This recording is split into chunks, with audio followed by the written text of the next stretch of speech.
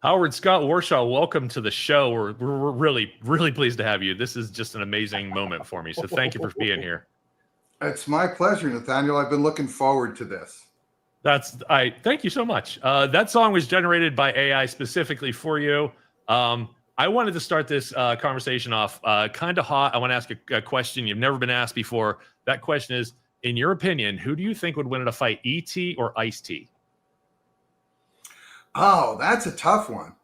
Yeah. I mean, they both know how to use a straw, obviously. But I would say Ice-T's probably a little more streetwise. E.T. would be able to get away from the fight more easily. Yeah, flying, maybe distract him with some M&M or Reese's Pieces. I just about scrolled chat with evil hate for getting that backwards. Hey, welcome to the show. I love having you here. I wanted to start off. I read your book, and Josh, if you want to, it's already up on the screen. Once Upon Atari. It is a great book. It is a full book. It covers your life from basically graduating high school, a little bit of college, and then college comes back a couple times, and then your years at Atari are where I'm at right now, and it's an amazing book. I highly recommend it. It's something, if you're interested, if you're here watching Howard Scott Warshaw, obviously you're interested in Atari and retro and what life was like even back then, or at Atari specifically, it's covered. Trust me. Any question you had is answered. And I wanted to talk to you before. Awesome. Who were you as a kid? Like, what was your support system like at home if you had one? I just want to know what made you programmers. I've known programmers my whole life, and I'm just wondering where that thread comes from.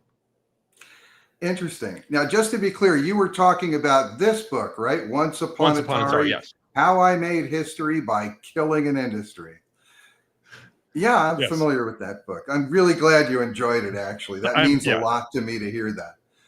So what made me a programmer? It's, I'm a nerd at heart, but I'm a rare breed. I'm a nerd with people skills.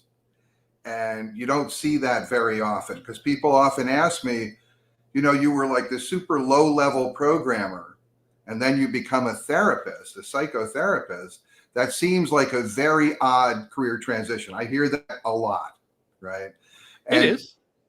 It seems that way, but when people ask me that, what I really hear them saying is, programmers have no people skills. What the hell are you doing being a therapist if you were a programmer? And the way I think of it is I don't see it as that big a career jump. I see it as, programmers and therapists, they're all systems analysts. It's just I've moved on to a more sophisticated hardware in the human brain. And this goes back to answer your question in a very roundabout way, which is, what led me there? What was it from my childhood? So what I remember from my childhood was a tremendous amount of tension and anxiety. There was always that. There was a need to validate and prove myself in some way. Those are the things that made me an entertainer to some degree. I remember all of this in my life too. Like, you're speaking to me. Right? Keep going, please. Also, I remember this incredible desire to want to invent, to create something, and especially modes of entertainment like games. I mean, I remember as a kid, like 4 or 5 years old, and everybody has like their broken toys or little pieces of games left over and stuff. And I would make a pile out of those, and I would sit down in front of it and I would say, I'm going to make a new toy, or I'm going to make some kind of a game out of this. And I never did, but I wanted to. I mean, the drive was there. Yep. So that was an important part of it. My sense of humor was a very big part of it. The way I like to put it is, my father taught me the value of a sense of humor, and my mother taught me the need for it. So, families are very important. Without families, there would be no psychotherapists. Okay, so we have to think about that. It goes both ways, right? Right. And also curiosity. I mean, I didn't read a lot when I was a kid. I like to look at pictures. I love movies. But there were the books that I read when I was a kid growing up were generally of two types. It was either books about inventors and their inventions, Okay. Books about how things work, the way things function, what really is going on. And that kind of stuff was fascinating to me. That and puzzle books. I always liked solving puzzles and I had a playing. bunch as well. Yeah. And so if you put all that together, you got the makings of a nerd for sure, but then you get that, insecure need for validation coming up behind that. That's what throws you from nerdland into entertainment. And where else would you go if you're going to be a nerd who's trying to get somewhere in entertainment, especially if you look like this? You're not going to be stage presence. So video games, Limits. right? Video games provides the opportunity for a nerd to get into entertainment and succeed if you can't sing or dance or just look fabulous. I had a similar childhood where like I got my Timex Sinclair. I paid for half of it in 6th grade, and of course all my peers made fun of me for being a computer guy. And this was in the early 80s. And I just remember some of that. I always played with puzzles. I did like reading, but like I was very fascinated. A lot of books I read were factual books. Like Disney had a big thing on animals around the world. I remember owning that and going through it all the time. I remember looking in encyclopedias for fun as a kid. I was that guy. Just the world outside was so great, and I couldn't touch any of it. So that's how I got to it. So this, by the way, this is all speaking to me, especially the puzzle books. When you said that, I remembered I had books of mazes and word finds and all the things, anything that was in the store, my mom would bring home, and I would just immediately go through it. Totally. When you, I think that's why I also gyrated after I got my first modem on my Commodore 64 a couple years later. Half of my friends were suddenly computer friends. They got it. There was that connection. There was that group of this is where I kind of belong. They get my nerds, and we were all very different people with other weird interests. Some not so weird, I guess, but. How did your friend group and your family react when you after college, like, you know what, I'm going to move to California with all the hippies? Like one of those, like you're moving into like, I was East Coast American. I remember California was just like nothing but weed and people with long hair at that point. At least that's what they told us. Well, I remember the joke, that I grew up in New Jersey. Okay. And exit 135, as they say. So it's like the joke, why is California like granola? Because after you take out all the fruits and nuts, all that's left is flakes. That was a big joke when I was remember a kid. That, yeah. And people used to make fun of California all the time. But the other thing was people used to say to me very frequently, you know what? You should go to California. You belong in California. Now, that wasn't really a kind thing for them to say to me. Right. But I also realized they were right. And so I didn't get a lot of pushback for going to California from my family, because I didn't just say, hey, I'm going to pick up and go to California. I went to college and I got a bachelor's in a couple of subjects and I got a master's in computer engineering. And then I said, I'm going to California and I'm going to work for Hewlett Packard. And they were all like, yay, yahoo, that was great. Now, what did happen was after a while, I couldn't stand being at Hewlett Packard anymore. I mean, I was just bored to death. It was all the passion that I had found for computers. I had avoided computers like the plague all through high school and into college. I'd never wanted to get involved with them. I was an economics major with a math major also. But somebody told me you have to try computers. If you're going to go anywhere in economics, you got to have computers. I tried computers. I thought, oh my God, this is perfect. This is amazing, because I don't have long papers to write. I don't have to read long meandering books. And I can actually get a degree by solving puzzles and doing interesting, intricate logic work, which is something that is fascinating to me. So I found passion and desire that I'd never really experienced before in computers in college. And then I got to Hewlett Packard and it was all gone. And then I thought to myself, okay, what am I going to do? And I heard something about Atari. So I begged my way in for some interviews, went through a whole interview process. I wanted to ask you about this. I wanted to ask you, before the rejection, actually after the rejection, so maybe a little bit after this, what was the interview process like? And how did you, somebody who's never released a game, get a job for the hottest game maker in America? Like, how did that interview process go, and how did you win them over? Well, that's a really good question. I've never heard that question before. That's the second question I've never heard before. Oh, I'm winning. Nicely done. Yeah, no, that's excellent. So the games were the last reason I went to Atari, which may sound odd. But the first reason I went to Atari was because I heard it was kind of a wild environment. Like I said, I was so bored at Hewlett Packard. The reason I heard about Atari is because one of the people who worked there, I used to act out and do a lot of really wacky stuff. You don't have to be that wacky to be wacky at Hewlett Packard, believe me. But I was that. I was the zoo case. Most places I was the zoo case. Was HP still trying to do the tie thing like IBM at the time, or like? Oh no, it wasn't like IBM. I actually that was fun. IBM talked to me about something, and I'll tell you that story if you like. But not right now. But I want to hear it. Right, but this guy comes up to me, one of the coworkers at Hewlett Packard, and he goes, you do a lot of crazy stuff, and where my wife works, that's everybody does that all the time there.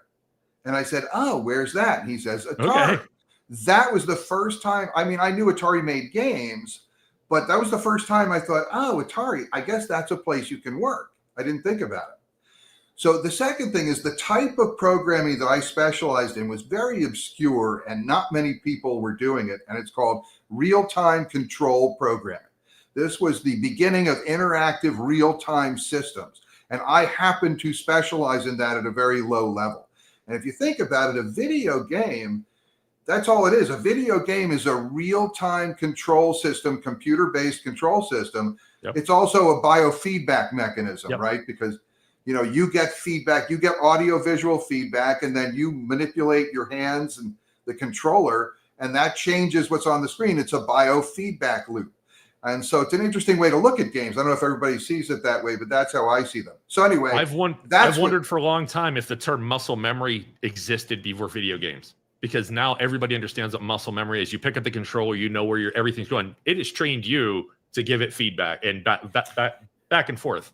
It has trained you. Yeah, it's like with film and things like that. There are inherent aspects and conventions and languages that as we get into something, we learn, we don't even think we know it. But people pick up a controller, they know what the X button is. They know what this stick is supposed to be. Because there are conventions that are established, we don't even think about it. Like when you're watching a movie. A cut means we just changed something really quick, but a dissolve means maybe this took some time, or maybe we're going to a different place. We don't call that out, but we understand visual grammar in movies on a very deep level, and we understand controller grammar inherently in video games. It's true. We communicate in lots of different ways, not all of it verbally and not all of it with awareness, but it's always happening, which I find fascinating. And that's something the early programmers at Atari and even other places don't get a lot of credit for. They helped create this language. You helped create this language. You had a story about how you had to have Yar aim and then shoot, and you're trying to figure out how the controls work, and it held you back. You're making that work and making the accessible game taught other programmers and other game makers that this is how it works best in this situation, maybe. But you helped develop this language we're still using. It's something that we got from the 70s, and on.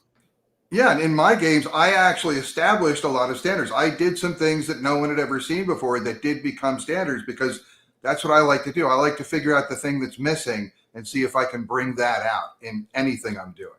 I just find that fascinating. You certainly did. Well, thank you for that. I really appreciate that. That actually means a lot to me. But to get to Atari, so I went through an interview process, and they tested me logically and programmer-wise, and obviously I technically would pass the whole thing. And I connected with some of the programmers there. I learned a lot about the environment there, like how much weed got consumed on a regular basis there, and that was okay also. Ultimately, what happened was I came and made, I came from Hewlett Packard. I came from a very formal interview process. So I came in a jacket, and I had a professional demeanor, and I had to work to do that, right? Because that's not my normal gear. And when the hiring manager calls me back and says, he goes, we got a weird situation here. because you seem like a good match in a lot of levels for what we're doing, but we're worried you wouldn't fit in here. And I'm like, what do you mean I wouldn't fit in? I think I would fit in great there. And they say, well, we're afraid you might be a little too conservative or too straight for us. And I said, so they said, so we're not going to make you an offer. We're not going to make you an offer. I said, whoa. I said, wait a second, because having interviewed, having been there, having seen enough of it, I realized this was the place I needed to be. This is where I had to be. So there was no way I was going to accept this. So I just said, wait a second. I said, we're missing a really good job match here. What can we do? What are the issues? And tell me. And one by one, they kept naming things. That's it. And by the end of that conversation, I had talked myself into a 20% cut in pay and to be on probation just for the chance to get in and work at Atari. And they were okay with it. And I was super happy to take that cut and to get the chance to do this. You were on double secret probation, essentially, when you wrote Yar's Revenge, one of the best-selling games they ever had.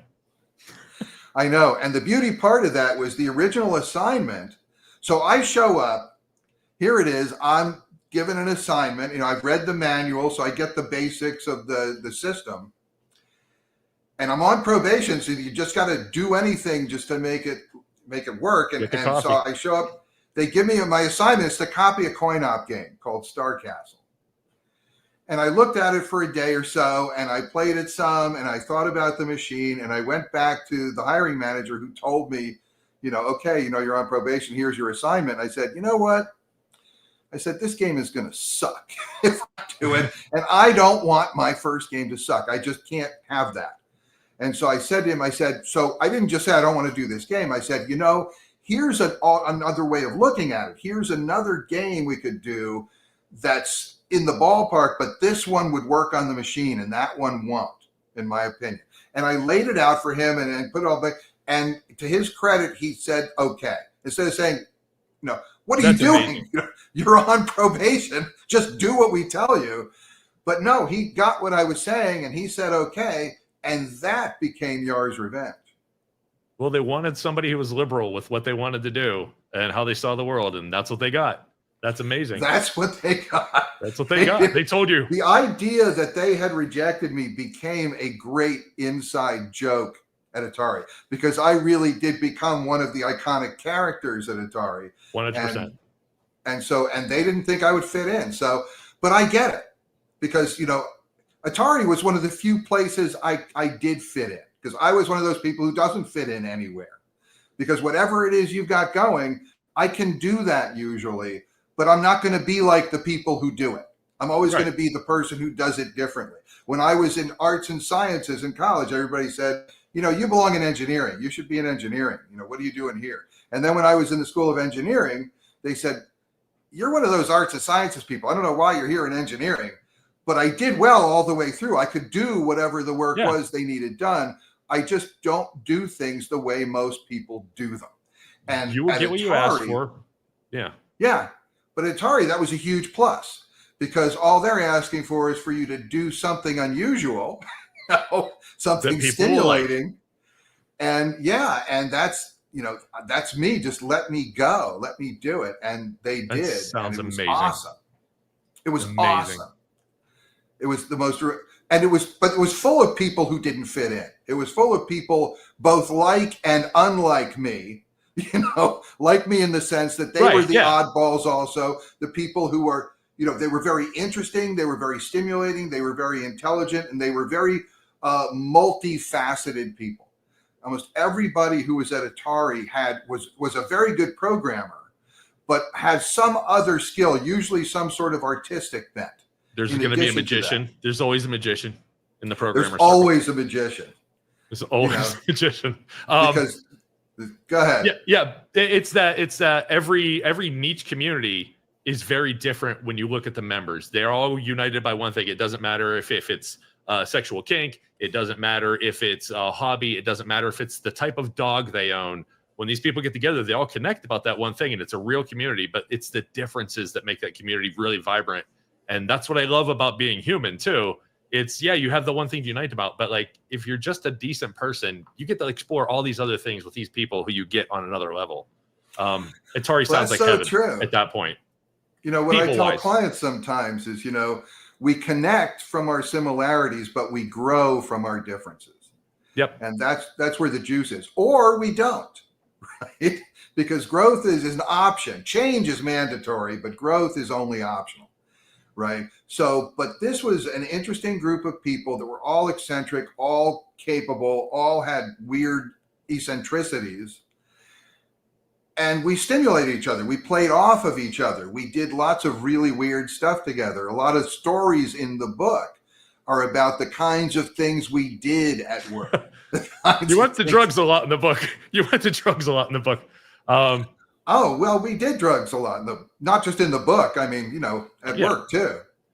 So one of the questions I did have around that, and I'll skip ahead to it, but you do put drugs in its place. Like not everybody did them, not everybody did one thing, and not everybody did all of them. And you put the reality of it. If you have somebody who gets high, they're not necessarily coke fiend. They're not necessarily. It was part of the culture for some people, and for others not.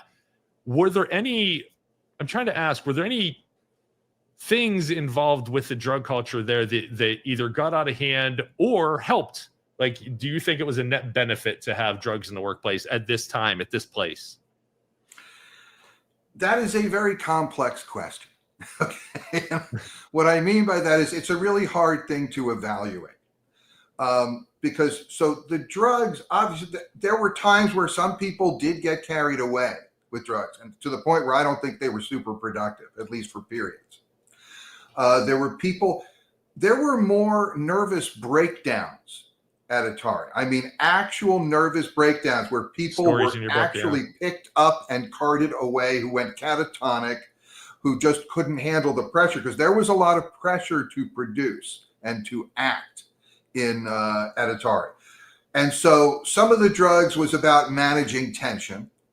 Some of the drugs was about inspiration, having fun. Some people split their pharmaceuticals and their work time. So you'd have inspiration time, because when you're doing an entertainment product, there's the programming, the hardcore, just get it done and put it on the screen stuff once you have a spec.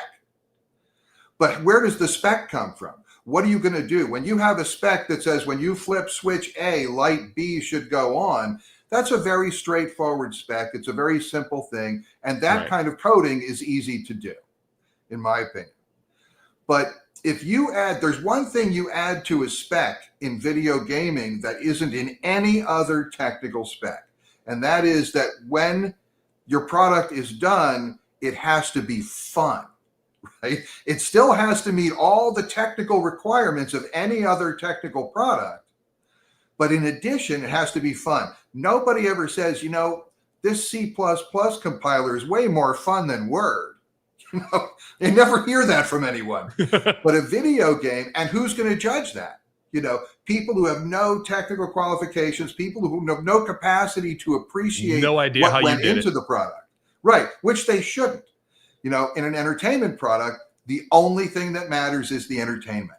So you have to have someone we used to talk about this a lot. What does it take to be, because we were defining the position of video game programmer. It never existed before we were there, right? I'm the last generation that grew up without video games. There was no video games when I was growing up. You had pinball at best.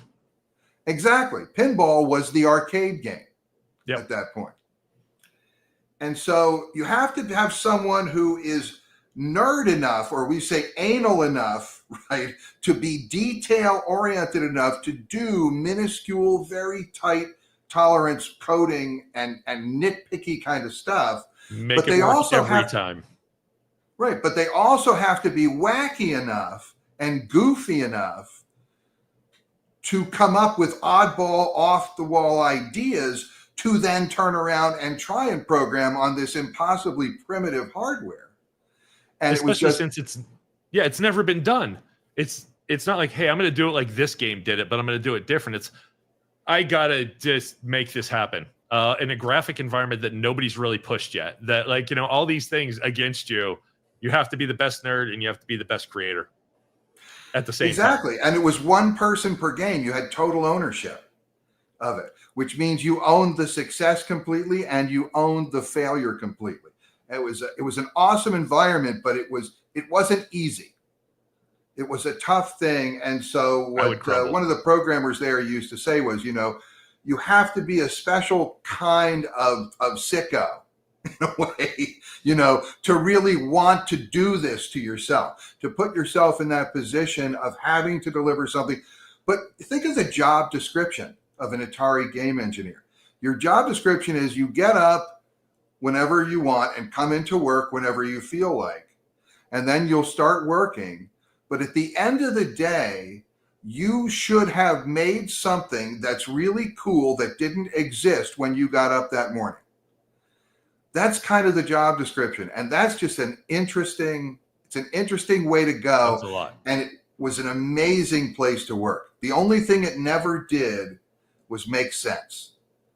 Atari was never about making sense. It was about making fun, making outrageous fun stuff to do with a very interesting and very crazy bunch of people, all sort of competing and working together in a very collegial way at the same time. Right. And it was an amazing group of people. I've got that sense in your book. Like, these are the people that, like, your life would never be the same if even one was missing. That's the way you write about them. And I hope that that's how they read it in the book, because there's a lot of affection in a lot of those sentences that it's not necessarily outright, but the way you mention them and the way you talk about with such fondness, there's a sun in the background of every scene you paint. It's beautiful. So what a great way to put it. Thank you. I felt it. I felt like that's why I'm taking my time with this particular book, because I'm getting into because I have this fascination for the first 10 years I was alive in the 70s and the early 80s. Like, what was it like somewhere else other than me in my bedroom playing the Atari, I guess. Hey, before we go further, I wanted to mention to everybody out there watching, we are taking questions live. Anything from Atari to psychotherapist, you have questions about your relationship, anything you want to ask, we'll try to get it on screen. I actually have a question from a Reddit user I got yesterday when I was mentioning, hey, I'm talking to Howard Scott Warshaw. What would you like to know? And this gentleman, Exquisivision, who authored the 2600 game Prehistoric Time on in 2009, his question was, I'd like to ask Howard Scott Warshaw, is this: he made two of the few exploration games for the Atari 2600. I've often wondered what other adventure game ideas he had, made prototypes for, or wasn't able to add to the games he made, or does he have ideas for adventure games he never got to make? Basically, have you worked on other games, or were there others you did want to work on? That is a great question. First, I just want to say thank you to you, Nathaniel. You're absolutely right. I do have a tremendous amount of affection for the people who I work with there. And the idea that came through in the writing means a lot to me. So I just want to acknowledge that and thank you for calling that out. I appreciate it. You're welcome. So as for other games, so I did Yar's Revenge, Raiders of the Lost Ark, and E.T. were the games I released while I was at Atari.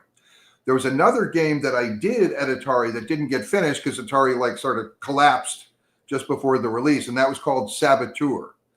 And one of the reasons it didn't get released is because it was Saboteur, and then they wanted to do a game for the A-Team, so we adapted this game to A-Team. Then they said, no, we're not going to do A-Team, so we turned it back to Saboteur. And then they said, no, let's do A-Team. We went back, and this went back and forth enough times that Atari folded in the meantime. And 20 years later, it was released on the flashback system. So the game Saboteur is my game. That's my fourth game. It's the only one of my games that doesn't have all my Easter egg signatures in it because I didn't finish that game. But the great thing is that game was a 20-year development, and E.T. was a 5-week development, right? So I have the longest and the shortest development, I believe, for the 2600. So I like having. When Sword Quest 4 comes out, that might be in danger. That's true. That did technically come out, I guess, but. Did it, or did they stop at 3? I can't remember that. No, they stopped at 3. There's still more Sword Quest to come out, but we'll see if it's going to come. Todd Fry, the guy who was behind the whole Sword Quest series, thinks about it, and he, asked him to go ahead and make the game. He's contemplating it. I had a question for you kind of based on that, and I feel guilty asking it, but have you ever thought about working with modern 2600 homebrewers to make an ET sequel or ET the way you wanted it? Because I would like to see ET if you had the full amount of time to do it, or in retrospect, or a sequel where ET's out in the desert digging up cartridges in a garbage dump. Like that's what he's doing in the little pits. He's just digging up old Atari games. I don't know. I'd love to see you do the sequel to it, like the beginning and end of Atari, like one of those things where it's bookended and you're involved. Have you thought about it? The answer to that question is yes and no. Yes, I would absolutely consider working with a modern homebrew doing a sequel game and getting something updated. No, it would not be E.T. But, and this is also a partial answer to that gentleman's question, which is I actually have a design for a Yar's Revenge sequel. That was one that I had thought of some back at Atari. I've sort of kicked it around in my head all these years. I've never seen this gameplay done anywhere else. It's something that would work on the 2600 and on any kind of system. I have been in talks with Atari to get this on their development schedule. I'm not clear yet whether Atari is actually going to come around and do this or not, or if I may end up just going in another direction and make it so if I do it independently, I can't make it a Yar's Revenge game, but I could make it like HSW's Revenge. And I think most people would realize it's the Yar's sequel, but I do have a design for that, and I am contemplating hooking up with some homebrew who's really capable and putting this game out on the 2600 and maybe on Steam also. Yeah, there's certainly. I mean, there's still great games coming out. Some of the stuff people are doing, I'm blown.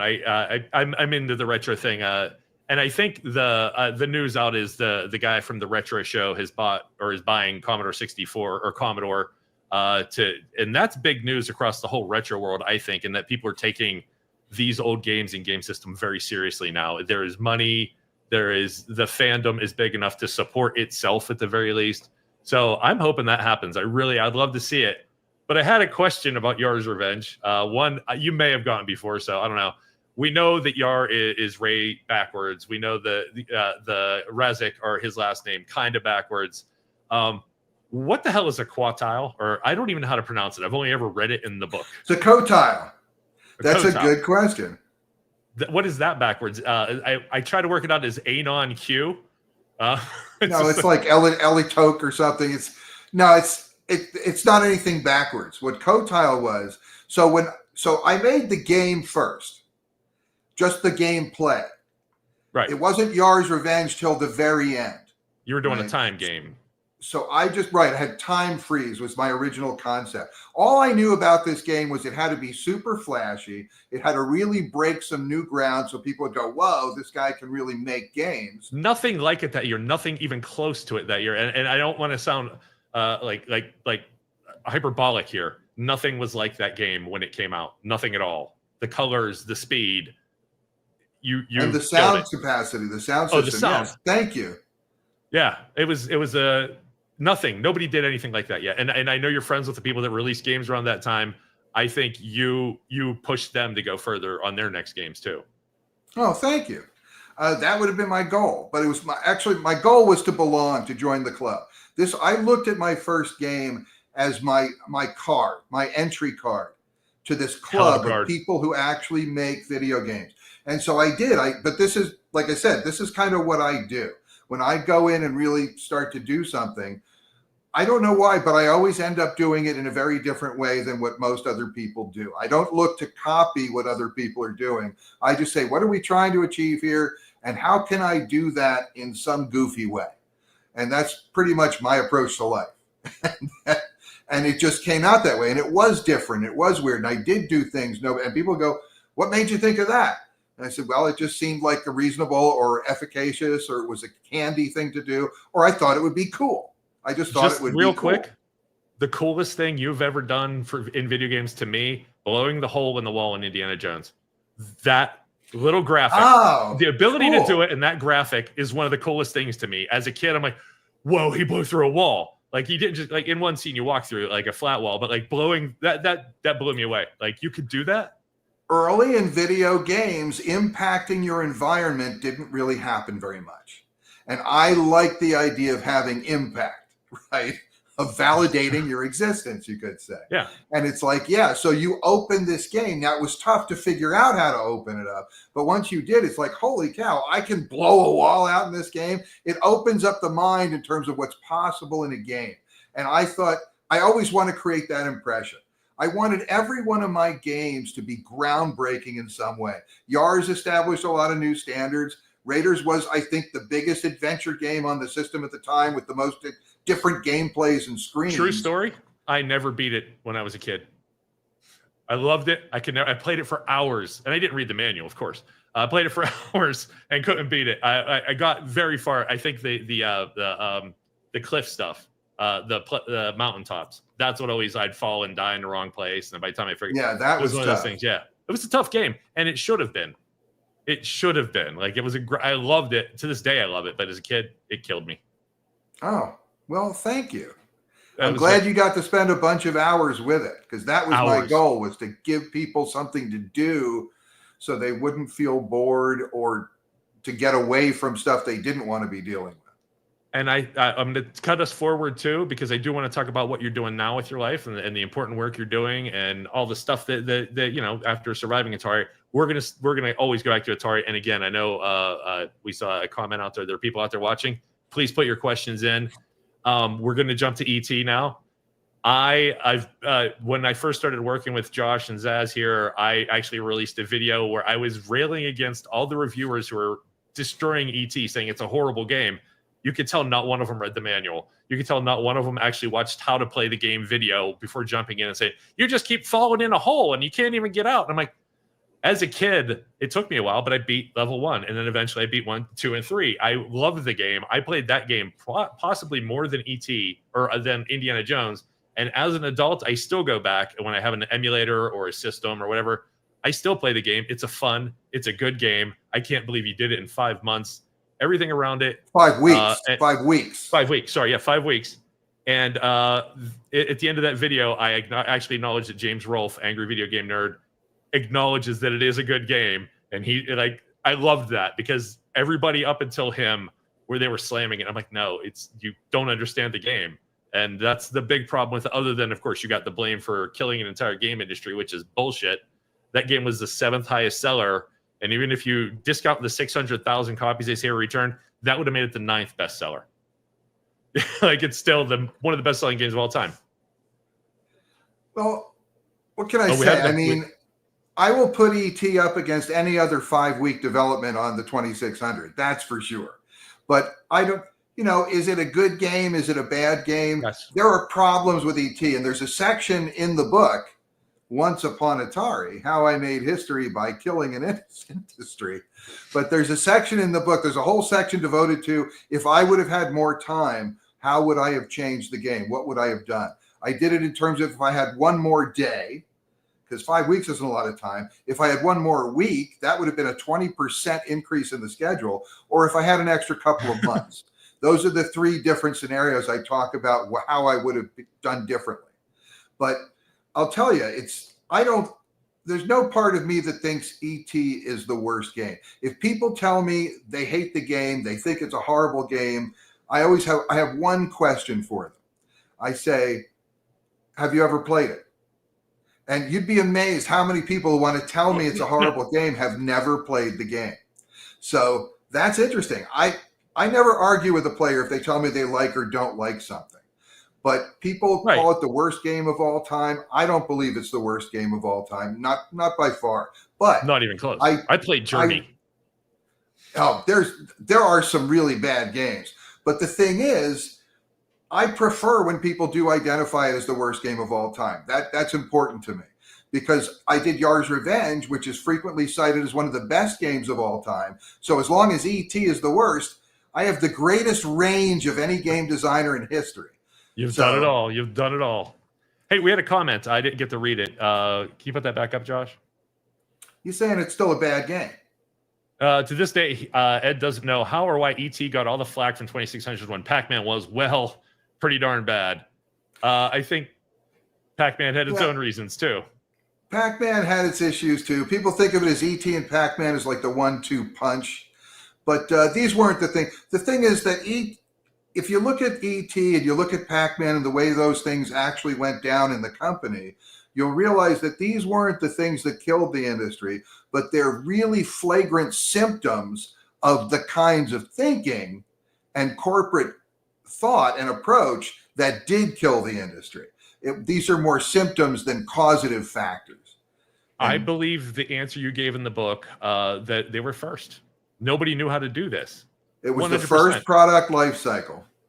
Yep. And nobody knows how to do the first time. You make all your mistakes. So my mother used to tell me growing up when I would complain to her, she's unfair, this or that. And she would look at me and she would go, you know something, Howard? You make all your mistakes on the first one. And I'm the firstborn. So it's like, I don't know how great that was to hear from your mother.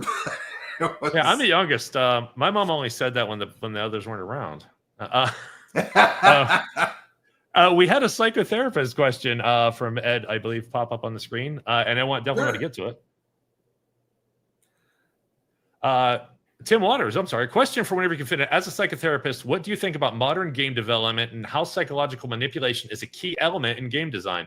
That is an excellent question, Tim. That is an excellent question. I actually have a lecture that I do on the psychology of video gaming, where I talk about what the games, if you tell me what you play, I'll tell you who you are. And it's very interesting how the games we play or the games we make really define who we are or express who we are. However, this question is a very important one, honestly, in my opinion, because there's two different things that are going on here with game design. Okay. There's just broad game design in general. That's the actual video game, which I think of as fundamental video gaming, making a game, having a controller, engaging and playing, creating strategies and things like that. That's one aspect of it.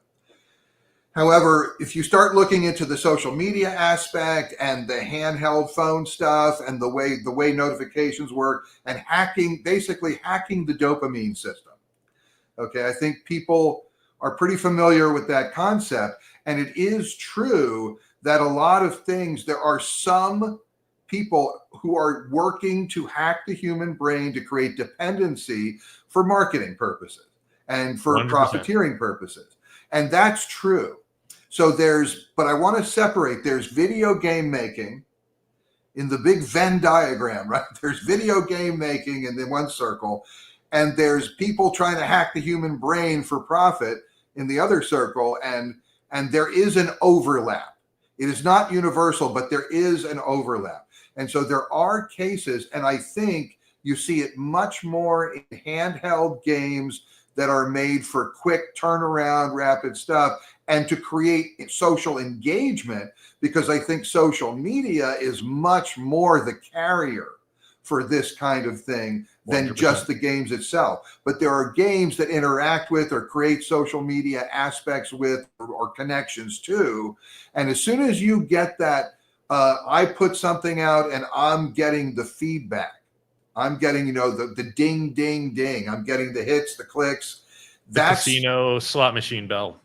It's exactly that. And if you know anything about reinforcement, right? There's classical conditioning and there's what's called operant conditioning.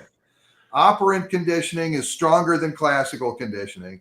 And operant conditioning, there's consistent feedback and there's inconsistent feedback. And it turns out that random positive feedback, like the spin of a wheel or the spin of a slot machine, random positive feedback is the most addictive form of conditioning. And so they're doing that effectively in a lot of stuff that goes on in the whole handheld social media gaming. Anything platform. On a screen, pretty much, yeah. Yeah. And some people will tie that into the entertainment they produce, and some people won't. Some people will keep their gaming experience pure and separate it from the other stuff. But I think that viewer has an excellent point, is that that is going on. It's a big thing to do. People are better at it than they have ever been because the state of knowledge about it is farther advanced than it's ever been. And some people aren't that into science these days, it seems, but the ones who are making great progress and bigger profits. So what can I say? Sometimes I wish I had lower ethics. I know what they're doing, but I can't do it. I don't. It's not in me. It comes in handy for some people, and I like to hang out with the people for whom it's not available, I got to say. I see it happening, and it's disturbing on some levels. And then when you see like people actually being manipulated by it, it's heartbreaking sometimes. And then I'm going to get off this soapbox real quick to see the proliferation of gambling apps, ads, and just everywhere now. On my TV, on my phone ads, everything is about going to a gambling site where that stuff is the key to how they work and how they get you back. It is addiction, and they're hoping they find other addicts. You can't have cigarette ads because addicts to tobacco might see the ad and want to start smoking again. But gambling ads aren't subject to the same thing, and then you get into their thing, and they keep building that addiction and control. Now, I'll tell you a more fun aspect of psychology applied to video games, if you want to shift gears. Please, yes. So it's the idea of what the games you play say about you. I'll give you an example. Is like some games are totally deterministic, like Pac-Man, right? Pac-Man, to really play Pac-Man well, I think most people know there are patterns to the Pac-Man game. And if you memorize the patterns and execute the patterns faithfully and accurately, you will win the game. Now there's also games like Robotron. Robotron, there is no pattern. You are given a new, random, fresh version of spreading everything out, and you have to go kill everything. But you have to fight it out, and that battle looks different every time you engage. Yep. So what's the difference? So those are two different ways to play a game.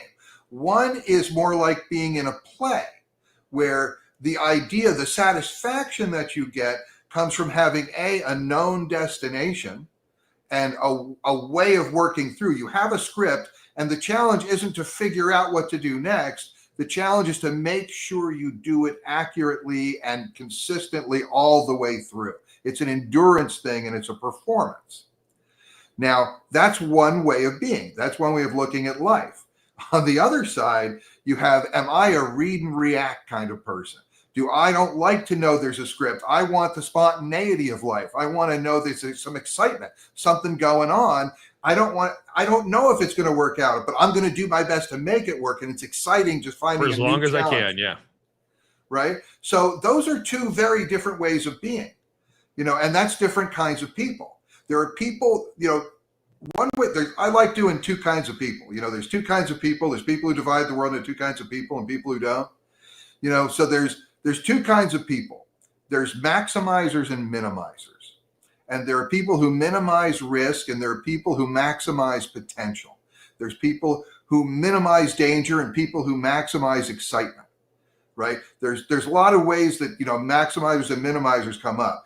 And if you think about it, if you're a person who prefers a Pac-Man, well, then you might be a person who doesn't like risk, doesn't like danger. You like having a known path, and if I just follow the path, I'll be okay. All right. That's security, and there's nothing wrong with that. There's nothing wrong with either of these, right? But it's just there's a preference there for security. Now, on the other side of it, you prefer a Robotron style. It's just, I like a fresh challenge.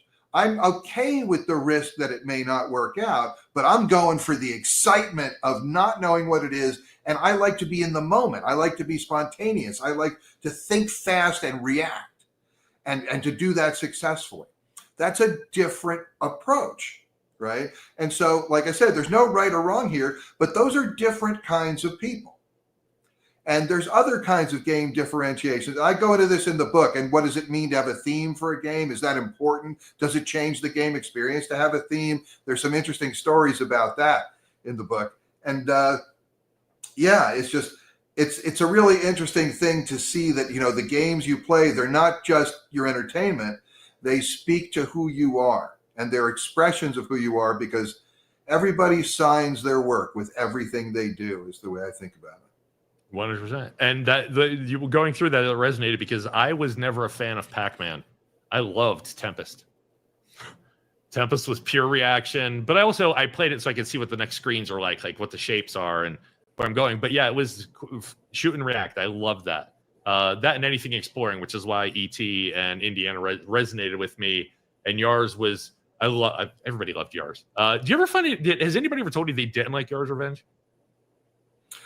I have had not a lot, honestly, which I'm happy I've to never say. ran into that person. But I have heard people say it's overstimulating, which is what I was going for. So I took that as a compliment. Yeah, you did your job. I haven't really. Some people say it was hard to figure out.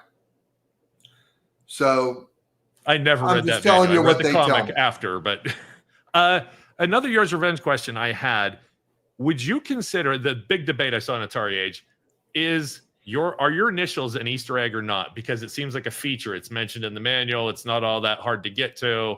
You could get to it accidentally pretty easily. Easter eggs are a very interesting topic, in my opinion. So I will share with you with this. There are two very significant games in the history of Easter eggs. One of them is Adventure, and the other is Yars Revenge. Okay, and I'll tell you why. Adventure was the original Easter egg game. It had a thing where you could go into the room if you have the special dot, and it comes down and says created by Warren Robinette. Now, people think of Easter eggs now, right? People think of it as a great, like, sort of an extra thing. It's something to hurt. It's like a treasure hunt thing. It's a cute thing. Here you go. But the origin of Easter eggs was not about fun. It was about lack of trust. And it was about animosity between engineers and management. Okay, because here's why Easter eggs got invented in the first. Here's why Warren Robinette created the original Easter egg. Let's say you go on an interview and you go, well, what have you done before? You say, oh, I did that game Adventure for Atari. And they go, oh, yeah? That's bull. We don't believe you. They go, no, really, I did that game. That you're just saying that's baloney. So then you go, oh, okay, let me show you something. And you take the game out and you do something that no one else in the world would have put in the game.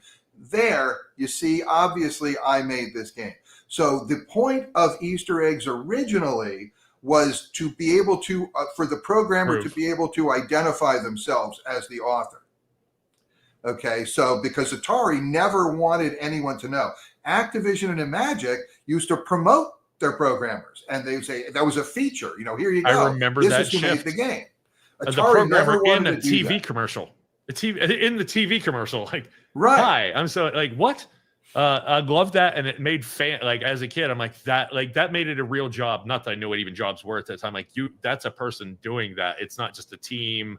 It was awesome. And because of that, kids grew up thinking, I want to be a game designer. There was no such thing like that when I grew up. When I grew up, I wanted to be a movie director.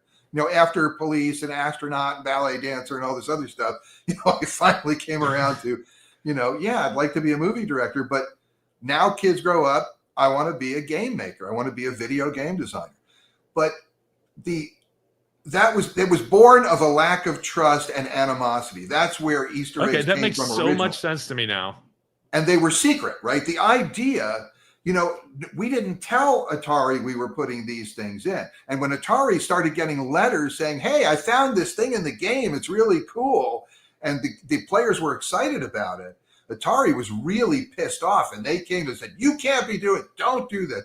But they didn't have anybody who could read code, so they couldn't stop us. So we did it anyway.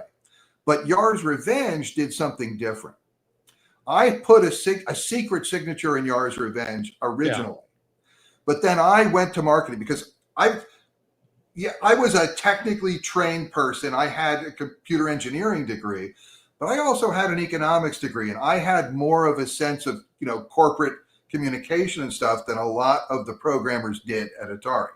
And so I went to marketing and said, you get these letters, people are excited to find this stuff. Why don't we make this Easter egg thing a feature? Why don't we make it a part of the thing? And it was that was another first. Yars Revenge was the first game with a marketing approved Easter egg talked about in the manual. It was part of the entire product. Instead of just being this thing that I was hiding my signature, this made it open to everybody and became a part of the game. And actually, I was able to talk marketing into moving forward with it.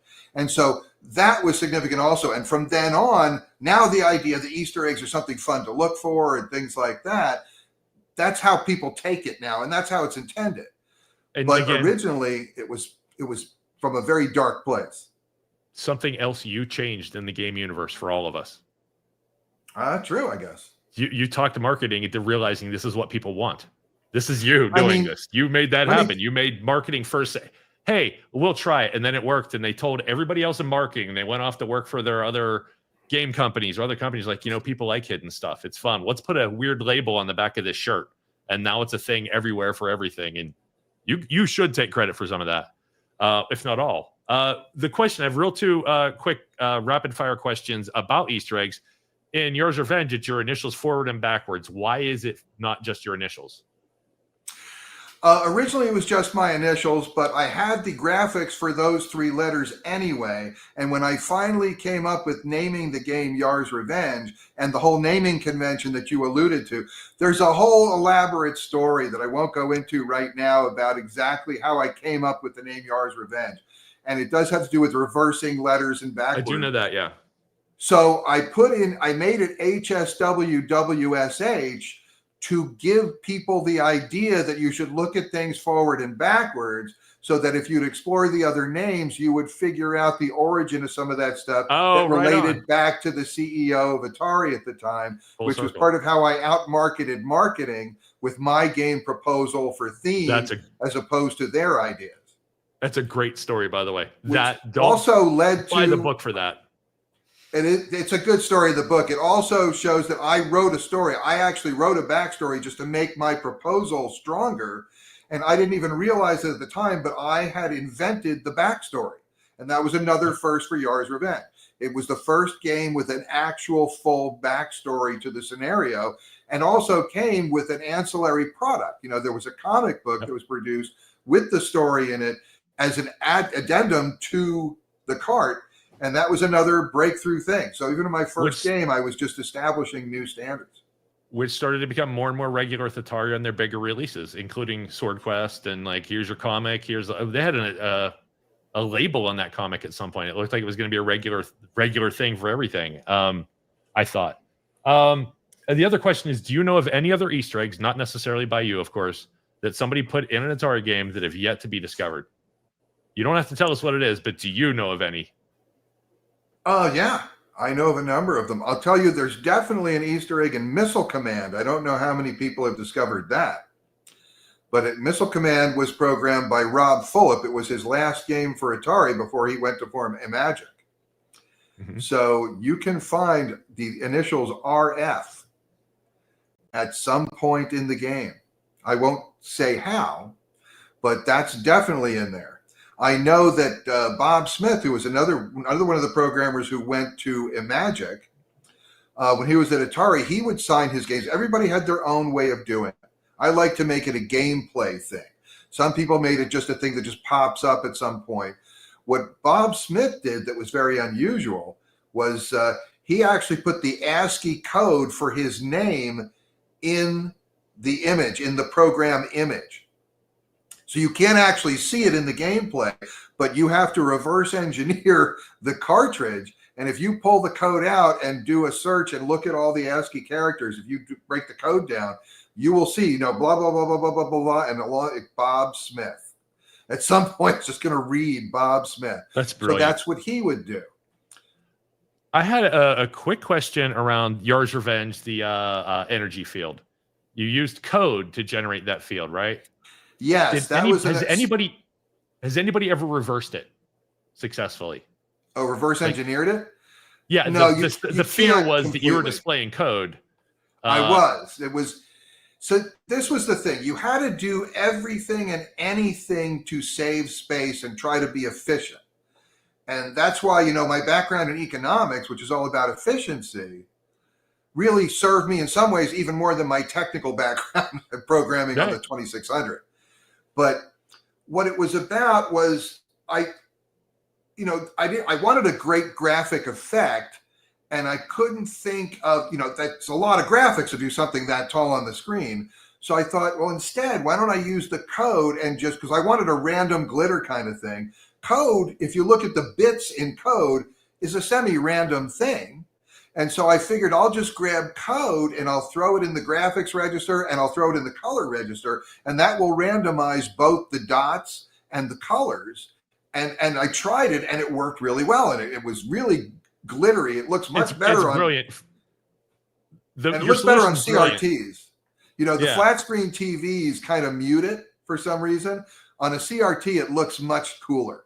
But anyway, so I did that, put that together, and it came out that this was the code. You know, I was using code for the graphics, and I was actually also running it on what's called an XOR mask, and I was doing some other things, so it wasn't just purely the code. And it was two versions counter scrolling. It would be really hard to try and pick out those codes and figure out the actual computer instructions from it. But anyway, legal heard about it. This was one of my innovations that was not so well received. So the legal department heard about it, and they called me in, and they started telling me, you can't put the code on this. That's going to violate, we're going to lose our copyright. And, they started saying all these things. And I said to them, look, it's just a very little bit of the code. I said, I've masked it and stuff, so you really can't do it. I said, why don't you sit down and take a recorder and you tell me if you can map out all the bits that you see in that zone accurately. And if you can do that, I will remove the code from there. And, they're like, well, we can't do that. I said, nobody can do that. I said, it's not. I'm the guy who wrote it, and I can't do it. Yeah, it's like, it's not going to happen. But I had to go through several rounds of explanations and how that wasn't really a problem, because I didn't want to lose the effect, because I thought the effect was really a signature aspect of the game. But I had to explain. I had to get to hand puppets and all that stuff. But eventually they relented. Dealing with lawyers is fun. That should be the name of my next book. I want to jump ahead to 2012 because I want you're a real human being. You're a fleshed out being that didn't stop after Atari. And I have a million questions in between other fun jobs or bits of technology you got to witness. But we can't get there because I want to talk to you about you now and what you're doing. So in 2012, you became a licensed psychotherapist in California. You have a private practice in Los Altos. And can you tell everybody what you specialize in and the type of clients you seem to work with best, or who should be reaching out to you? Well, I'm the Silicon Valley therapist. And what I mean by that is I am a genuine Silicon Valley person who's been through startups, through major corporations. I've worked in and around all kinds of technology as a programmer, as a technical director, as a director of engineering and just project management. I've done all of those kind of things. I've had the shortest schedules, most critical schedules. I've had huge pressure situations that I've dealt with in multiple consumer engineering kind of venues, even with robotics and stuff like that. I've worked all over tech. So I know what it's like, what the pressures are, what the difficulties are working in tech, which a lot of therapists, there aren't many therapists who make the transition from deep tech developer to become a therapist. So I save people money by understanding a lot of what's going on for their environment. I was submitting this code to the repo, and so I didn't get that. You're like, I understand what you're talking about. Like, yes, right. Or my manager sweating me for this, and what's the point? It's just this isn't even in the spec, and I don't know why they're pushing me. I know what all that means, and also what I say is I work with high tech leaders and the people trying to love them. Okay, because I'm bilingual. I speak both English and nerd. So I can translate between the two, because there's a lot of couples where they're saying the right things to each other, but they're saying it in ways the other can't understand and hear. And I'm very good at translating between the two. I also work with what I call the super intelligent. I work with people who are really, really smart, because the thing about intelligence that I think a lot of people don't quite understand is that, an intelligent person intelligence is a tool. It's not a personality trait, right? Intelligence is just a tool. So a more intelligent person, they will do the same task faster, better, or cheaper than a less intelligent person. That's what intelligence does. Now, it doesn't choose your goals. It just helps you achieve them. Now, if the goal is to fool yourself or undermine yourself, intelligent people do that better too. Okay? It's not like they're immune. Fair enough. But they think they're immune. So I don't have to be smarter than my client to help them. I just need to be smart enough to be able to see what they're doing and help them see it. And that's what I do. So I specialize in high-tech people, nerds. I work a lot with like super intelligent people, management people, startups. I work with harmony in startups because, if getting along doesn't make your startup automatically work. But if you really have an interpersonal issue in the core people in your startup, it can definitely cause it to fail. So Yes. I try to help people avoid failure that way. I also work with alternative lifestyle people. I do a lot of that kind of work. And I also, one population I'm very proud to be able to work with, to be perfectly honest, is women who have had early sexual trauma and abuse victims. As a man, to be able, what's that?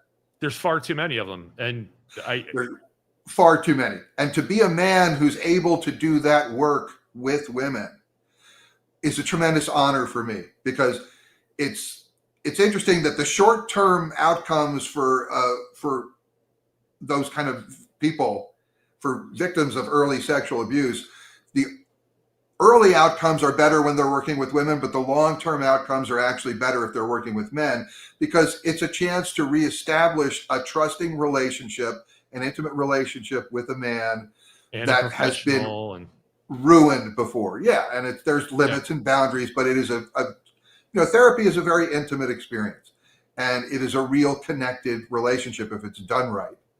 And to have the chance to rebuild some of that and reconstitute someone, that's awesome. I mean, and in some ways, I feel like I've come full circle, because what I used to do at Atari was I entertained nerds.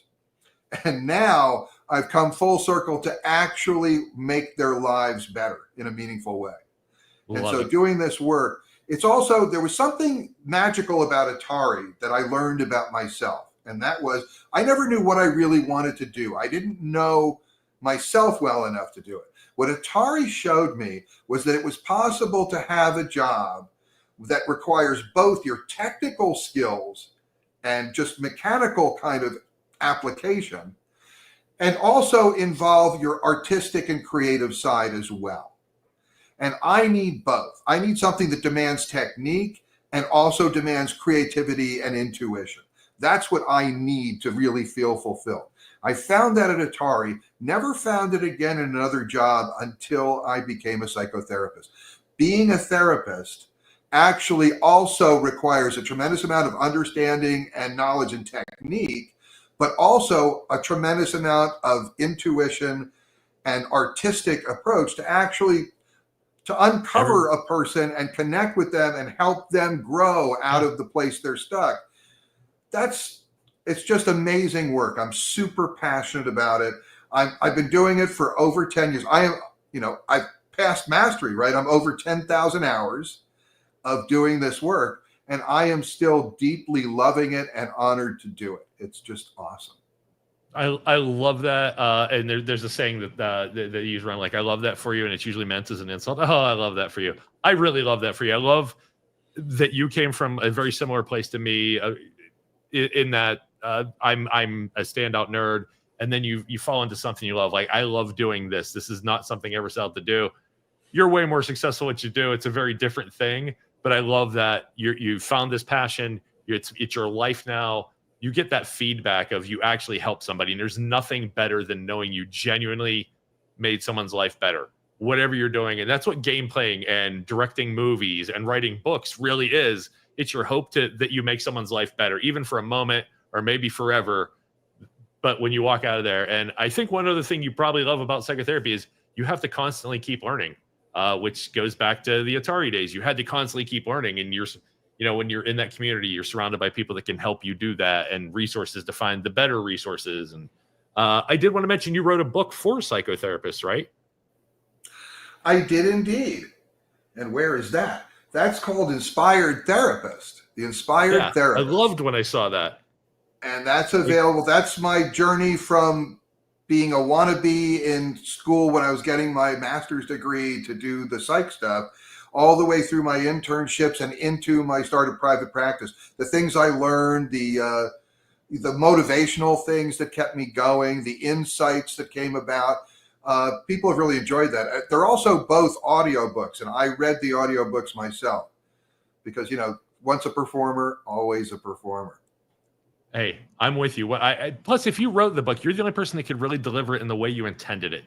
An author reading a book is a billion times better than the best actor or narrator or professional, and I love the people that do it.